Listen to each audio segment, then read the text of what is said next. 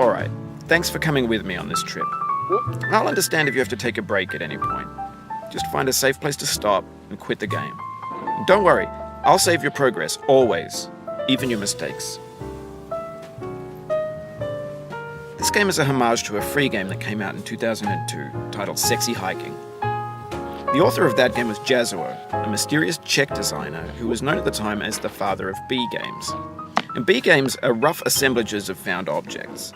Designers slap them together very quickly and freely, and they're often too rough and unfriendly to gain much of a following. They're built more for the joy of building them than as polished products. In a certain way, Sexy Hiking is the perfect embodiment of a B game. It's built almost entirely out of found and recycled parts, and it's one of the most unusual and unfriendly games of its time. In it, your task is simply to drag yourself up a mountain with a hammer. And that act of climbing, in the digital world or in real life, has certain essential properties that give the game its flavor. No amount of forward progress is guaranteed. Some cliffs are too sheer or too slippery. And the player is constantly, unremittingly in danger of falling and losing everything.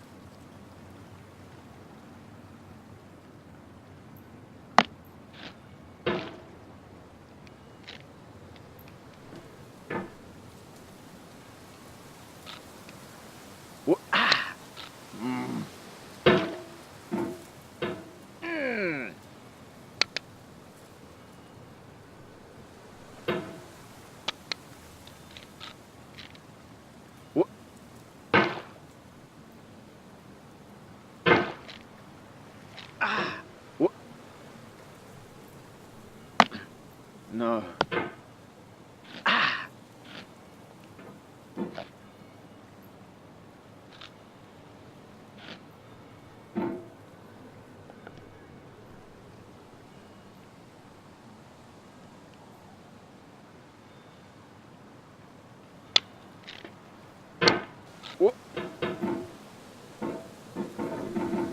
Anyway, when you start Sexy Hiking, you're standing next to this dead tree that blocks the way to the entire rest of the game. It might take you an hour to get over that tree, and a lot of people never got past it. You prod and you poke at it, exploring the limits of your reach and your strength, trying to find a way up and over. And there's a sense of truth in that lack of compromise. Most obstacles in video game worlds are fake. You can be completely confident in your ability to get through them once you have the correct method or the correct equipment or just by spending enough time. In that sense, every pixelated obstacle in Sexy Hiking is real.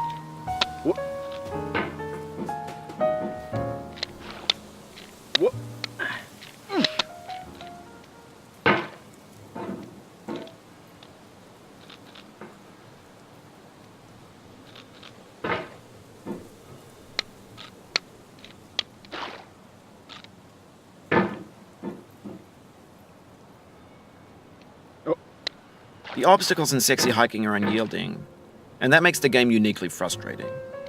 But I'm not sure Jazuo intended to make a frustrating game. The frustration is just essential to the act of climbing, and it's authentic to the process of building a game about climbing. A funny thing happened to me as I was building this mountain. I'd have an idea for a new obstacle, and I'd build it, test it, and it would usually turn out to be unreasonably hard. But I couldn't bring myself to make it easier. It already felt like my inability to get past the new obstacle was my fault as a player rather than as a builder. Imaginary mountains build themselves from our efforts to climb them, and it's our repeated attempts to reach the summit that turns those mountains into something real.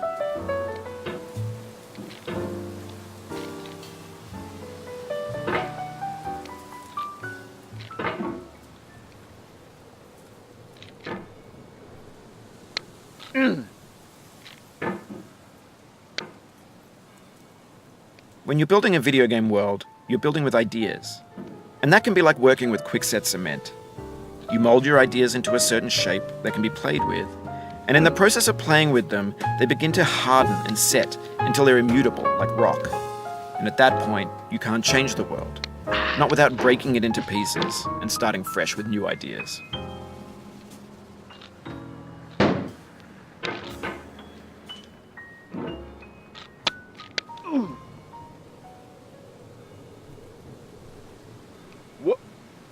Oh, you just lost a lot of progress. That's a deep frustration, a real punch in the gut.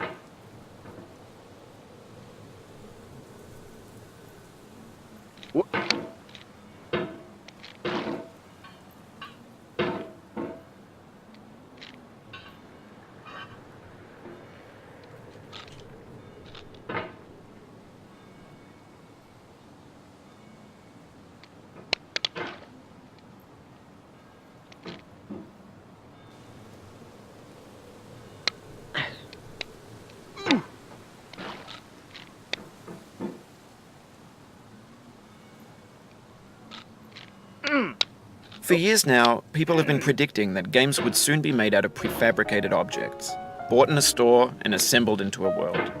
And for the most part, that hasn't happened, because the objects in the stores are trash.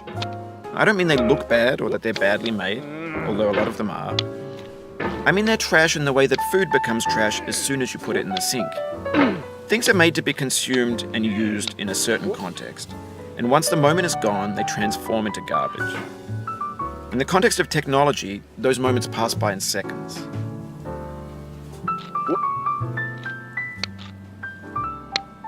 Over time, we've poured more and more refuse into this vast digital landfill that we call the internet. It now vastly outnumbers and outweighs the things that are fresh and untainted and unused. When everything around us is cultural trash, trash becomes the new medium, the lingua franca of the digital age. And you can build culture out of trash. But only trash culture. Be games, be movies, be music, be philosophy.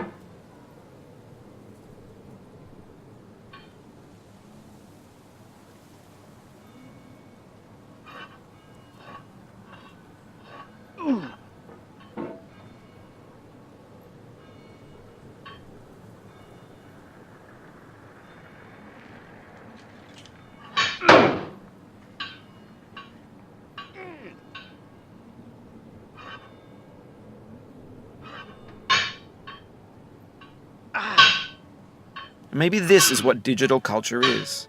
A monstrous mountain of trash, the ash heap of creativity's fountain. A landfill with everything we ever thought of in it. Grand, infinite, and unsorted.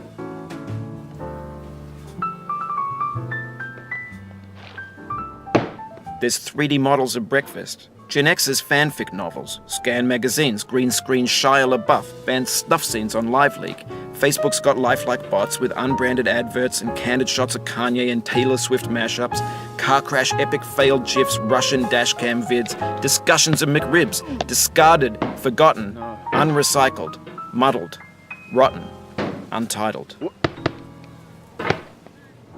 Everything's fresh for about 6 seconds, until some newer thing beckons, and we hit refresh. And there's years of persevering, disappearing into the pile, out of style, out of sight.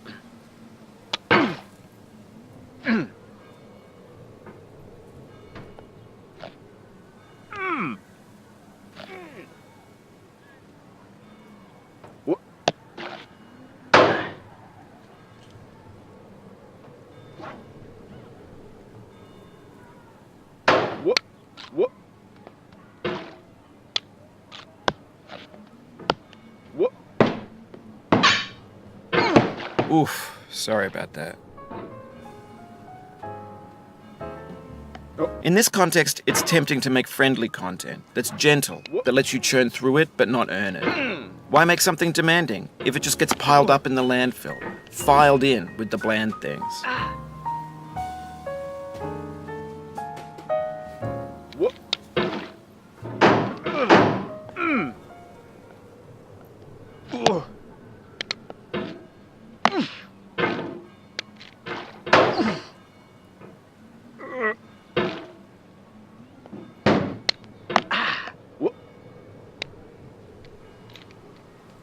Oh, it happened again. Keep on trying, don't let it get to you.